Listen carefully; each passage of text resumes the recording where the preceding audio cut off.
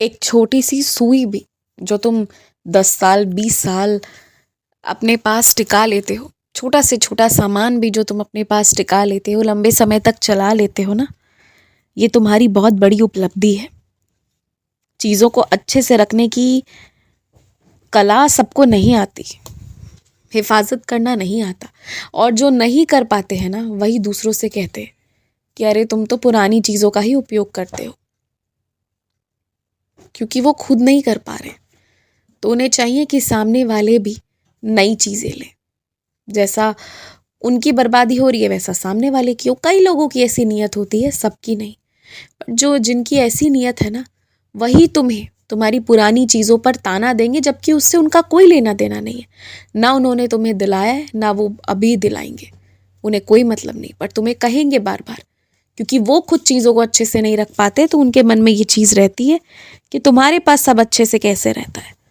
जानते हो एक बात, घर में जितने भी लोगों की अच्छी आदत है ना, अच्छे से रहना, चीज़ों को संभाल कर रखना, ये भी जब तक इस चीज़ पर भी मेरी कृपा ना हो ना, नहीं संभल पाएगा। और जिस पर लक्ष्मी की अधिक कृपा होती है ना, वही चीज़ों को संभाल पाता है। क्योंकि खरीद पाने की क्षमता जिसके पास होती है वो लेता है, और जिसके पास नहीं होती है वो अपनी क्षमता बनाता है कैसे भी करके।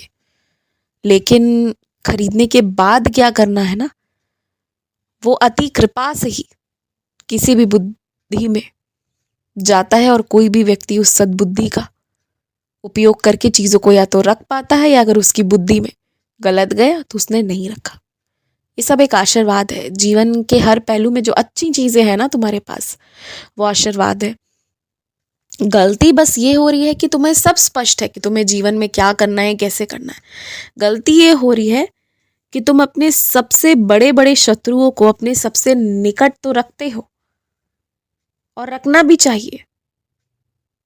उनके द्वारा जो तुम्हारी बुराइयां हो रही है, तुम्हारी निंदा किए जा रहे हैं, उन्हें शत्रु नहीं बल्कि निंदक कहो। उन्हें अपने निकट रख रहे हो, वो तो तुम ठीक कर रहे हो।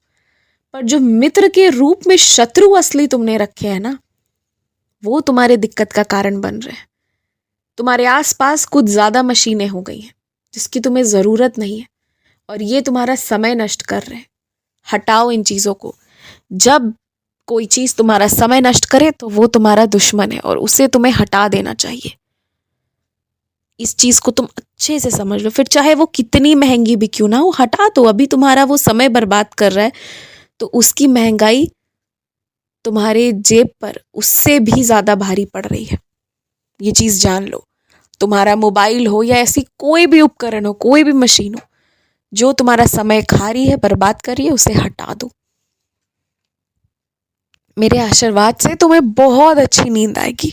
तुम चिंता मत करो। सोने से पहले बस मेरा नाम लेकर सोया करो। अच्छी चीज़ों के बारे में सोचते हुए सोया करो। हनुमान चालीसा का पाठ मैं हमेशा कहता हूँ करने के लिए, क्योंकि तुम्हें हमेशा भूत प्रेत से भय लगा रहता है। इसीलिए मैं हमेशा कहता हूँ हनुमान चालीसा का पाठ करो। तो पाठ करते हुए सोया करो। आने वाले दिनों में छुट्टी होते ही कहीं भी बाहर जाओ, चाहे आरती में जाओ, चाहे दफ्तर जाओ, चाहे जहाँ जाओ, छुट्टी जैसे मिले, जो भी काम कर रहे हो जैसे खत्म हो, तुरंत घर आने की कोशिश किया करो। वरना आने वाले समय में ज़्यादा लगोगे बाहर की चीज़ों में तो समय बहुत नष्ट होगा, और ये जो समय नष्ट होगा ना, फिर इसकी भरपाई कर पाना थोड़ा मुश्किल हो जाएगा। इसलिए अपने समय की कदर करो। खूब खुश रहो। आयुष्मान भव।